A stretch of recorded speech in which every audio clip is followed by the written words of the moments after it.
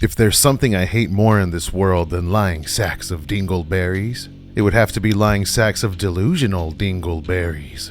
Yes, we all have that one friend who embellishes their stories to make themselves out to be something more that they aren't, or to feel better about themselves.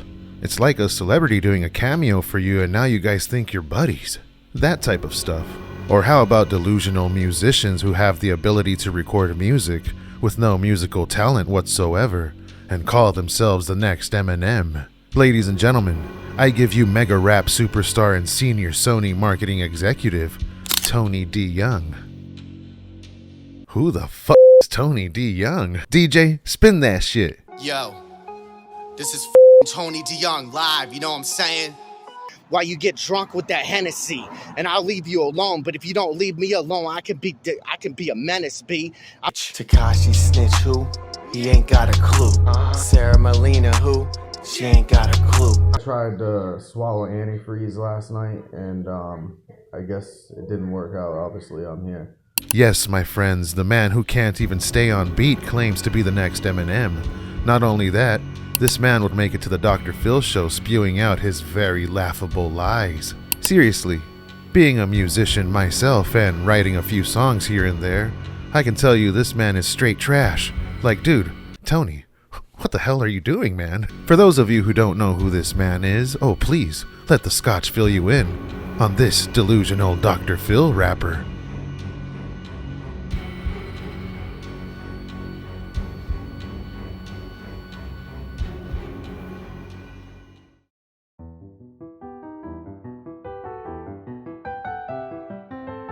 Tony DeYoung was raised on the streets of Worcester, Massachusetts, and forgive me if I'm saying the city name wrong.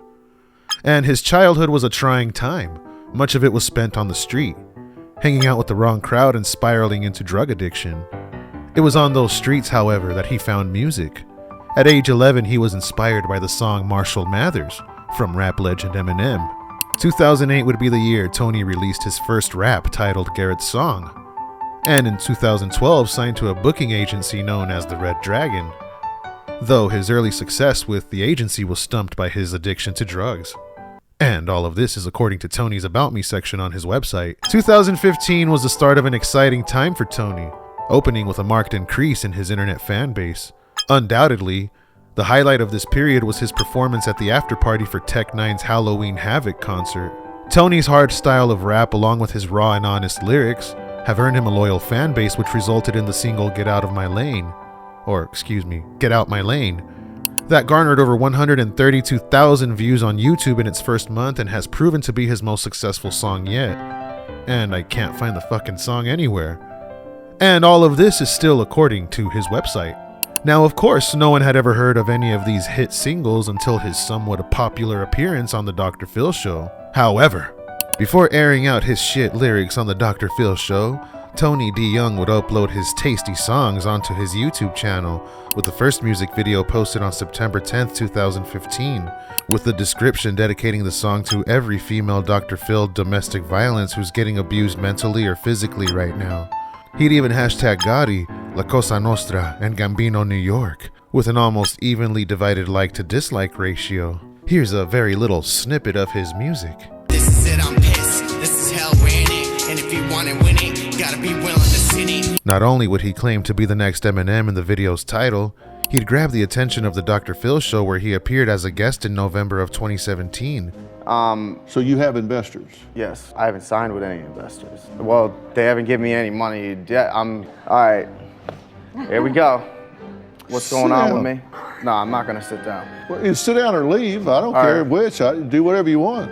Where he'd claimed to unofficially work for Interscope Records. He also shared that he was a talent scout for Interscope, and that both Shady Records and Atlantic Records expressed interest in signing him, though he needed a bigger online fan base for the deal to go through. Although Tony claimed to be trolling his fans by saying he worked at Interscope, the fact that he is absolutely serious when saying these comments proves his trolls were pure delusion. Dr. Phil would even invite DJ Silk, a producer who worked with Dr. Dre down to Method Man, to review Tony's insanely good rapping skills, to which he'd call Tony's lyrics unrelatable. Yo, bring that dude over here right now. Relatable writer? Are you serious? Following his appearance on the Dr. Phil show, the best rapper alive took to the streets of YouTube to diss Joyner Lucas using Eminem's Kill Shot beat on August 4th, 2019 with a description reading, "The rapper who made his legendary appearance on the Dr. Phil show made a diss track toward the lyrical Joyner Lucas. Tell me what you think, guys. This is all over CBS News and Joyner Lucas still doesn't have the balls to diss me back. This diss is all over national television. What you gonna do, Joyner? Nothing, because you a kitty cat."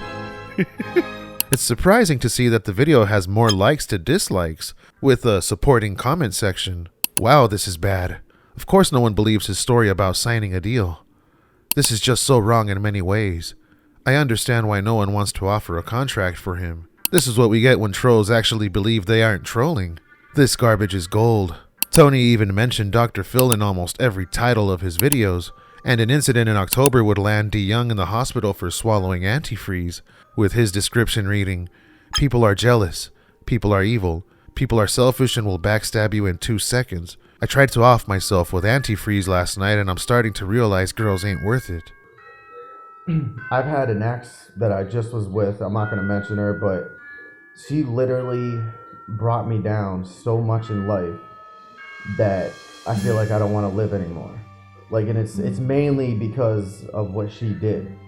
So that's what I'm trying to get at, is if a woman don't appreciate who you are, if she can't deal with your issues that you have, because I'm a sensitive person, the way I'm seeing this whole situation is I just don't want any part of woman anymore right now, because I would like to focus on my kid first. I just had a kid, her name's Victoria. Now, while one can hear the anguish in Tony's voice and sympathize with him, this moment in life would amplify the rapper's motivation to create, would start giving himself the nickname of Dr. Phil Rapper, and would show his appreciation towards the Dr. Phil show. You know, I haven't done an interview in a long ass time. I just been sitting here fucking chilling, you know, dropping music. I wanted to see basically where my core fans were at, you know, when I'm not paying for Facebook ads. And it's pretty impressive actually, like how much Dr. Phil, I thought he had like an old audience. Well, what I found out is he has a lot of kid fans too, because I got a lot of fans, you know, that came on my Facebook.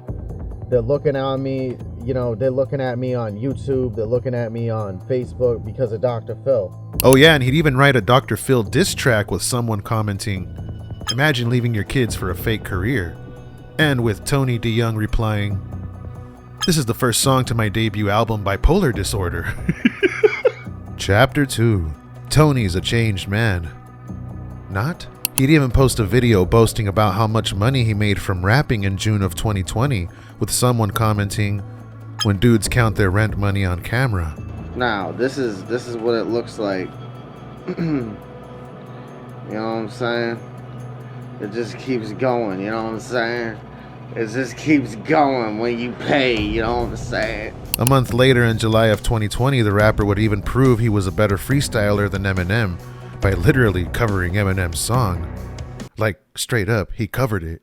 2021, he'd share another video explaining how he made $90,000 from music.